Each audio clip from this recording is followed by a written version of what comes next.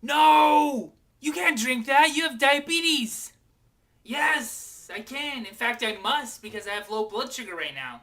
Low blood sugar is kind of confusing to people that don't have diabetes. Alright, so stop me if you've heard this one. Well, it's a video, so you can't exactly stop me. So bear with me if you've heard this one. This diabetic was walking down the street and she had an episode of low blood sugar. So she ran into a liquor store and started eating a Snickers bar. When the owner of the liquor store looked at her weird, she was like, I have diabetes. And then the owner of the liquor store smacked the candy out of her hand. And he was like, you have diabetes, you're not supposed to be eating sugar. Have you heard that story before? I'm pretty sure it's just like an urban legend or an old wives' tale or whatever. I doubt that ever actually happened to somebody, but it got circulated on the internet a lot. And I've heard it, and you probably have too. The story's kind of stupid, but it illustrates that there's some confusion when it comes to low blood sugar and diabetes. Low blood sugar. The technical term is hypoglycemia. And every time I say it, I'm going to say it like that. Hypoglycemia. That's fun. But anyways, basically what it is when your blood sugar dips below about 70 milligrams per deciliter. Now, that's different for everybody, and don't quote me on that number. You should ask your doctor, a medical professional, not me. But for me, low blood sugar is 70 milligrams per deciliter. There's two kinds of hypoglycemic episodes. There's a mild episode, which is basically something you can take care of on your own. And then there is a more severe kind of episode, and that requires some help from others. But I'm totally confused. You have diabetes, so shouldn't you not have sugar? I definitely understand where that confusion comes from. I mean, diabetics pretty much are always talking about how they're avoiding sugar, how they're eating sugar-free things, how they're not eating carbohydrates. So I get that there's confusion. Take a look at this graph that I made. Seriously, Mike? A graph? I mean, I'm confused. Don't you usually just talk and tell a couple of jokes and then do a little cartoon at the end? I wasn't really expecting a graph. This is like school all of a sudden. Shut up and look.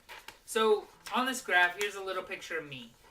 This is my blood sugar level, and it goes from low to high. And I have this magic little window in the middle. For me, it's about 90 to 120. That's where I want to be. Again, I'm going to remind you that I'm not a doctor, and everybody's numbers are different. But for me, my magic window is from 90 to 120.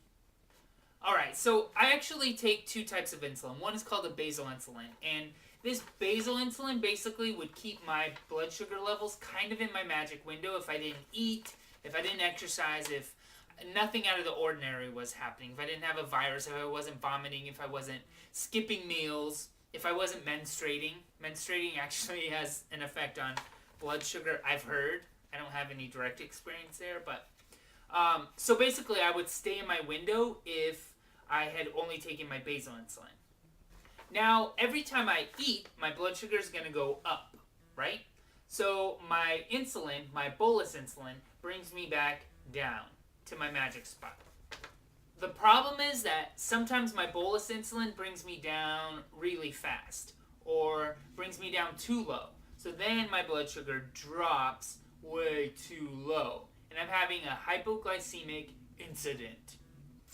I'm still confused. Aren't you guys always talking about your averages, your A1C, and how you want that average to be low?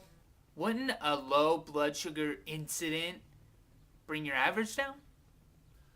Okay, good point. Our hypoglycemic incidents do bring our monthly averages down, but these low numbers come at a really high cost.